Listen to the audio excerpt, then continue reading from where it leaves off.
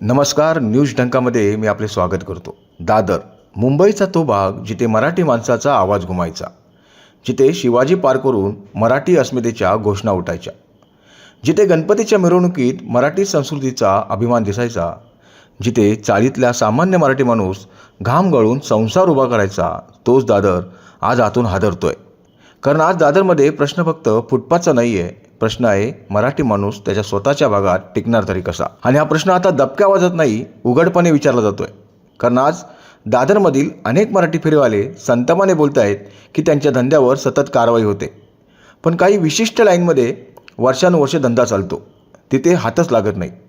मग प्रश्न उभा राहतो, काही सेटिंग आहे का, काही राजकीय संरक्षण आहे का, काही आर्थिक व्यवहार आहेत का? हा प्रश्न आता सामान्य मराठी माणूस विचारतोय.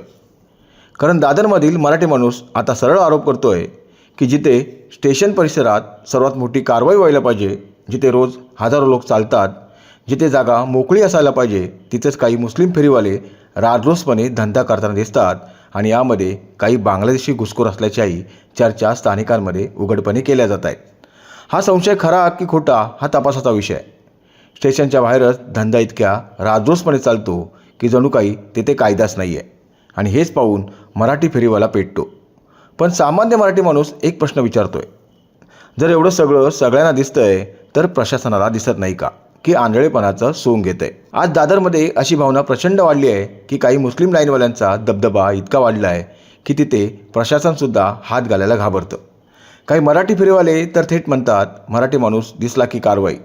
पण स्टेशन परिसरात काही विशिष्ट लोकांना रान मोकळं, हा राग आता उघडपणे व्यक्त होतोय. काही जण सांगतात की स्टेशन परिसरात जिथे सर्वात आधी अतिक्रमण हटायला पाहिजे, तिथे उलट नवीन लोक बसत आहेत. काही स्थानिकांचा संशय आहे की यामध्ये बांगलादेशी घुसखोरी मिसळले आहेत.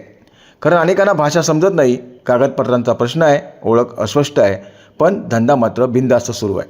आणि मग स्थानिक मराठी माणूस संतापाने विचारतो, आम्ही पिढ्यानपिढ्या इथे राहिलो, आम्हालाच हाकललं जातं आहे आणि बाहेरचे लोक राजरोसपणे बसत आहेत. आज दादरमध्ये अनेक मराठी फेरीवाले थेट आरोप करतात की काही भागांमध्ये मुस्लिम फेरीवाल्यांचा दबदबा मोठ्या प्रमाणात वाढला आहे. काही जण तर थेट म्हणतात, लाईनवर आता त्यांचंच नियंत्रण आहे.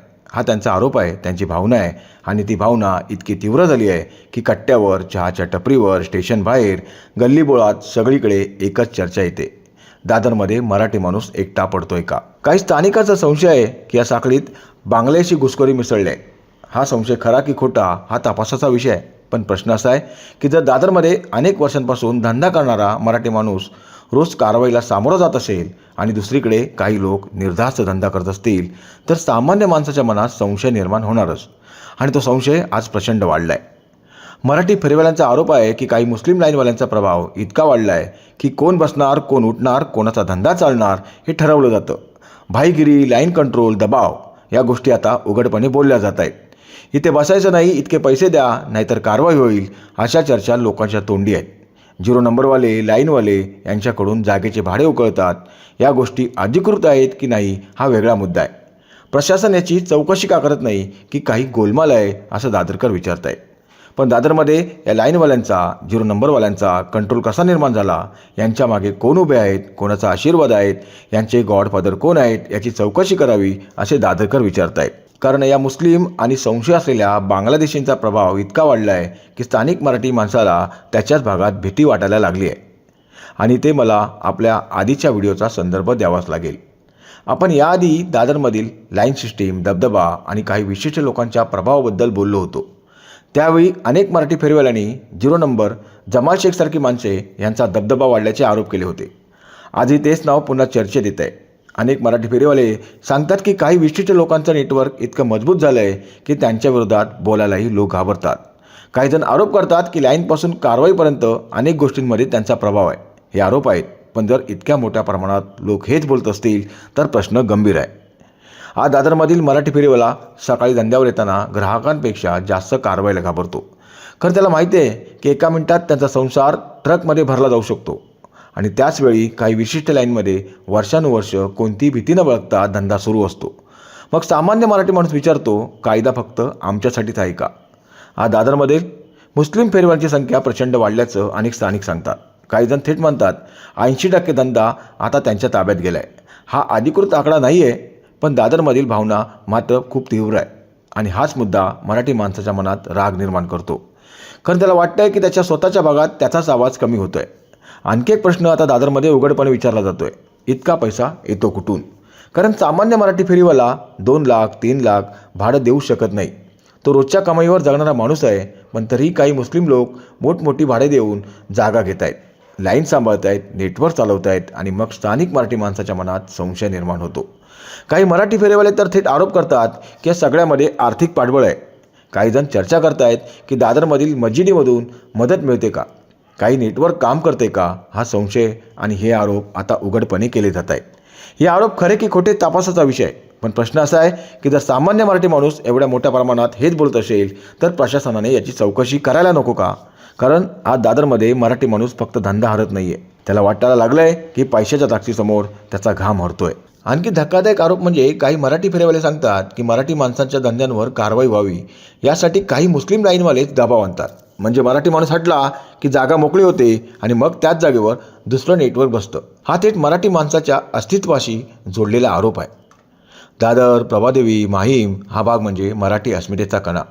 या भागातून मराठी आंदोलन उभी राहिली. या भागाने हिंदुत्वाच्या घोषणा ऐकल्या. या भागाने मराठी माणसासाठी रस्त्यावर उतरणारे हजारो कार्यकर्ते पाहिले.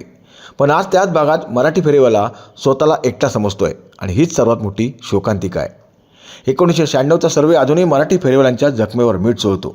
त्या काळात हजारो मराठी फेरीवाल्यांनी आशेने फॉर्म भरले. त्यांना वाटलं आता तरी सरकार आपल्याला अधिकृत जागा देईल. काहींनी कर्ज काढलं, काहींनी दागिने गहाण ठेवले, कारण त्यांना वाटलं की आता संसार स्थिर होईल. पण पुढे काय झालं? काहींना प्लाझा हॉकर्समध्ये गाळे मिळाले, पण आरोप झाले की काहींनी ते गाळे वापरलेच नाहीत.